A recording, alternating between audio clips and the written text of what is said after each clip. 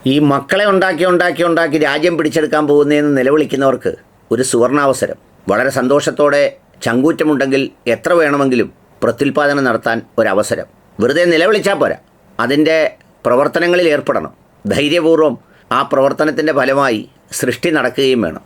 Demand ഇവിടൊന്നുമല്ല. അല്ലെങ്കിലും ഇവിടെ ഇപ്പോൾ കുറേ 5-6 കൂടെ ഉണ്ടാക്കേണ്ടെന്താ കാര്യം? ജോലിയില്ല, കൂലിയുമില്ല, ചിലവേറിയ ജീവിതം.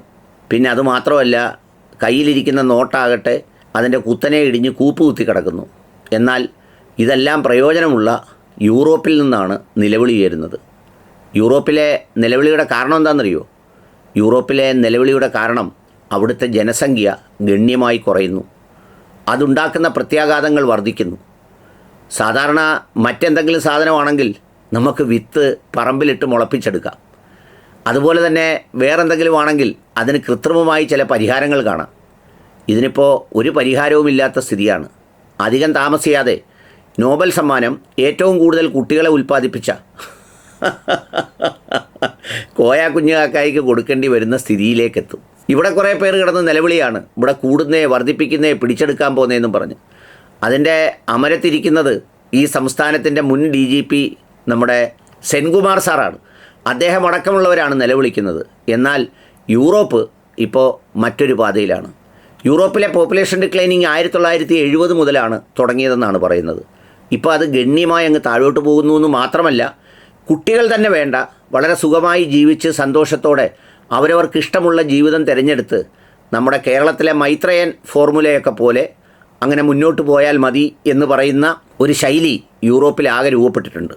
അതിലല്പം ഭേദമുള്ളത് വെസ്റ്റേൺ യൂറോപ്പിൽ മാത്രമാണ്. അവിടെ ഇതുവരെ അതിൻ്റെ ഒരു പ്രത്യാഘാതം അനുഭവിച്ച് തുടങ്ങിയില്ല. എന്നാൽ മറ്റു പല രാജ്യങ്ങളിലും, പോളണ്ട് അടക്കമുള്ള രാജ്യങ്ങളിൽ ഇത് വളരെ ഗുരുതരമായ സംഗതികൾ ഉണ്ടാക്കുന്നു എന്നാണ് പറയുന്നത്.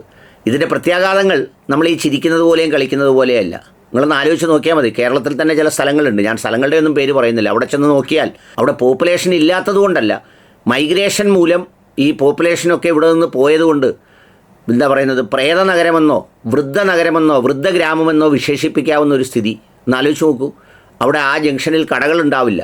തുറന്നിരിക്കുന്ന കടകൾ ഒരു 6 മണിയാകുമ്പോൾ അടയ്ക്കും. ആർക്ക് വേണ്ടിയാണ് അവർ കച്ചവടം നടത്തുന്നത്? സാമ്പത്തിക സ്ഥിതി ആകെ തകരാറിലാവും.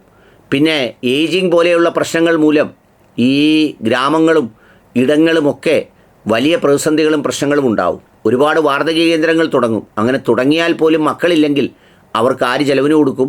പിന്നെ സർക്കാരിൻ്റെ ബഡ്ജറ്റൊക്കെ അതിനുവേണ്ടി നീക്കി വെക്കേണ്ടി വരും.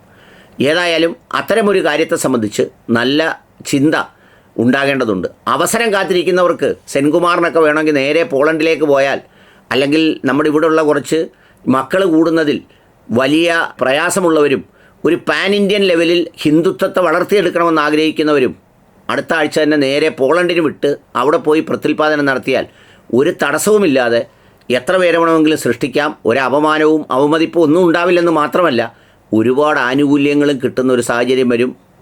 ചിലപ്പോൾ ഒരു 25 വർഷം കൊണ്ട് പോളണ്ടിനെ നമുക്ക് UP പോലെയൊക്കെ ആക്കിയെടുക്കാനും പറ്റും.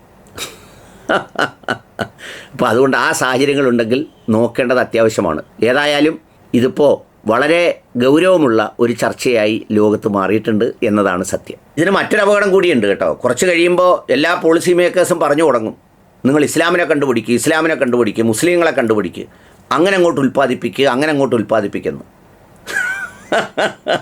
എന്തായാലും കാലം പോകുന്നത് വല്ലാത്തൊരു പോക്കിലേക്കാണ് കേട്ടോ. ഒരു പിടിയും കിട്ടാത്ത പോക്ക്.